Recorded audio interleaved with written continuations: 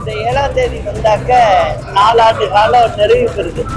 திமுக ஆட்சிக்கு வந்து என்னைக்கு ஆரம்பிச்சாங்க அன்னையில இருந்தே இந்த திமுக ஆட்சியில தொடர்ந்து கொலை கொள்ளை இது நடந்துகிட்டே இருக்கு. எல்லாம் பட்ட பகல்லே நடக்குது. மக்கள் கூட்டம் அதிகம் உள்ள பகுதியிலையும் பகல்லே நடக்குது. முதல் காரணம் என்ன அப்படின்னு சொன்னா, போலீஸ் துறைய சரியா கவனிக்கல. அது முதலமைச்சருடைய கையிலே இருக்கு. இருந்தும் அவர் அதை கவனிச்ச மாதிரி எனக்கு தெரியல.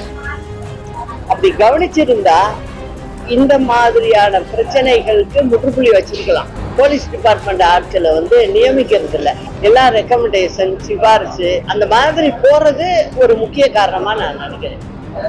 அம்மாவுடைய ஆட்சியில அந்த மாதிரி இருக்காது. ரெக்கமெண்டேஷன் அப்படிங்கிற பேச்சுக்கே வேலை இல்லை. முதலமைச்சரா நாங்க தொடர்பு ஏற்கனவே 2.1 இப்போ இனி வருங்கால 2.2 சொல்லியிருக்காரு. முதலமைச்சர் 7வது முறையா அடுத்த முறை 2026 ஆட்சி அமைப்பு சொல்லியிருக்காரு. அதே போல அதிமுக குறித்து தவறு போனதா சொன்னா அதிமுக கோசிக்கிறாங்க அப்படின்னு இன்னைக்கு மேடையிலும் பேசியிருக்காரு. அதாவது ஒண்ணு சொல்லிக்கிறேன், எந்த காலத்திலையும் எதுவும் வெளிப்படையா நடந்துச்சுன்னா எல்லாரும் சொல்லத்தான் செய்வாங்க. அது ஒரு பக்கம். முதல் பார்ட் முடிச்சிருக்கோம் அப்படிங்கிறாங்க. அடுத்த ஆட்சி வர்றது, திமுக ஆட்சி வர்றது 2.0ன்னு சொல்றாங்க. இப்போ முதல் பார்ட் அப்படின்னா என்ன அர்த்தம்? ஒரு சினிமாவோ டாக்குமெண்டரியோ ஏதோ செய்யறதுல முதல் பார்ட் அப்படின்னு சொல்லுவாங்க. அந்த மாதிரி அடிப்படையில முதலமைச்சர் சொல்லியிருக்காருன்னு நினைக்கிறேன்.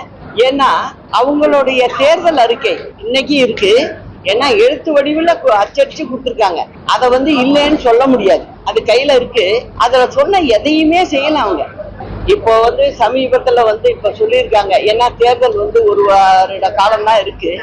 அதனால அவங்க சொல்றாங்க